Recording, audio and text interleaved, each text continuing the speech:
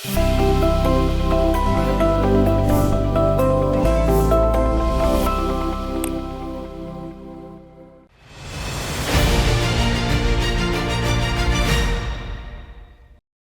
watch this topic in Hindi, skip the video to 3 minutes and 14 seconds.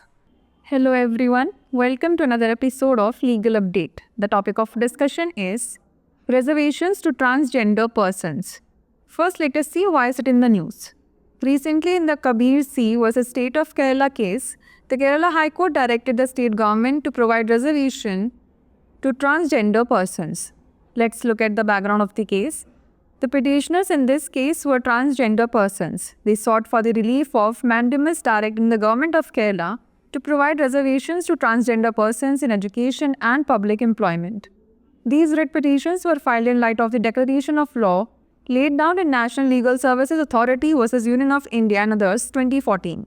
The petitioners in this case were aspirants of public employment, and in none of the public employment notifications, a reservation was made for transgenders, and hence they have filed the writ.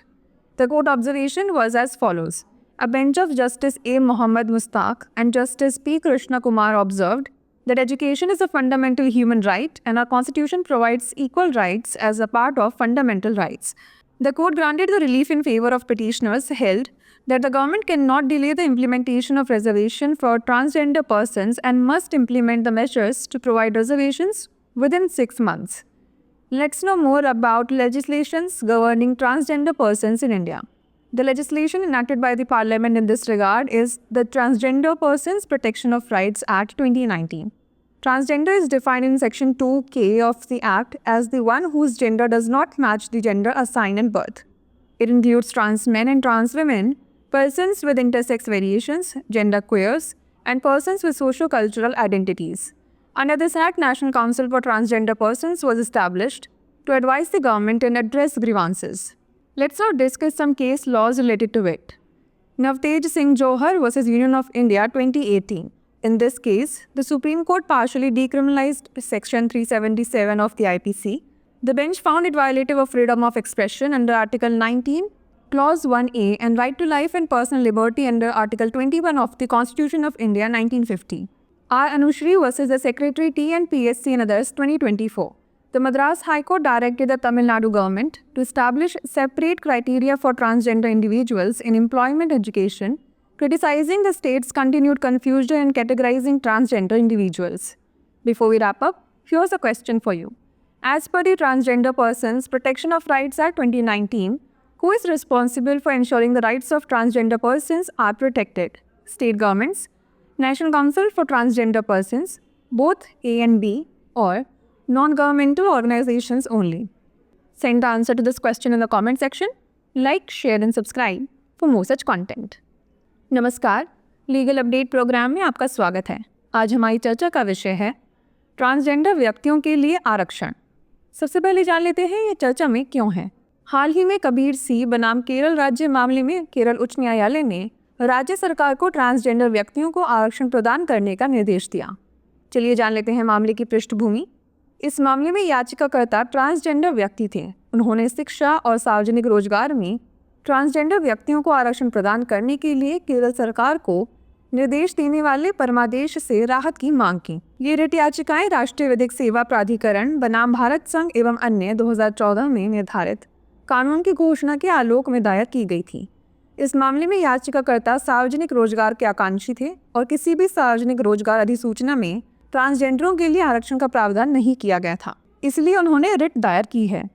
न्यायालय की टिप्पणी की बात करें तो न्यायमूर्ति ए. मोहम्मद मुस्ताक और न्यायमूर्ति पी. कृष्ण कुमार की पीठ ने कहा कि शिक्षा एक मौलिक मानव अधिकार है और हमारा संविधान मौलिक अधिकारों की एक भाग के रूप में समान अधिकार प्रदान करता है।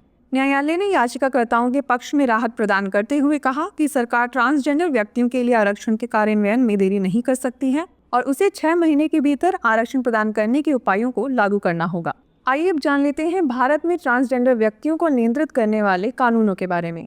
इस संबंध में संसद द्वारा पारित कानून ट्रांसजेंडर व्यक्ति अधिकारों का संरक्षण अधिनियम 2019 है। धारा 2K के अनुसार ट्रांसजेंडर की परिभाषा उन व्यक्तियों के रूप में की गई है जिनका लिंग जन्म के समय दिए गए लिंग से मेल नहीं खाता। इसमें ट्रांस मेन और ट्रांस वुमेन, इंटरसेक्स वेरिएशंस वाले व्यक्ति, जेंडर क्यूयर्स, और सामाजिक सांस्कृतिक पहचान वाले व्यक्ति शामिल हैं। इस अधिनियम के तहत सरकार को सलाह देने और शिकायतों को समाधान करने के लिए राष्ट्रीय ट्रांसजेंडर परिषद की स्थापना की गई थी। चलिए अब जान लेते हैं इससे संबंधित केस के बारे में। नवतेज सिंह जौहर बनाम भारत संघ 2018। इस मामले में सुप्रीम कोर्ट ने आईपीसी की धारा 377 को आंशिक रूप से अपराध मुक्त कर दिया। पीठ ने पाया कि यह भारतीय प्रावधान 1950 के अनुच्छेद 19 खंड 1A के तहत अभिव्यक्ति की स्वतंत्रता और अनुच्छेद 21 के तहत जीवन और व्यक्तिगत स्वतंत्रता के अधिकार का उल्लंघन है। आर अनुश्री बनाम सचिव TNPSC और अन्य 2024।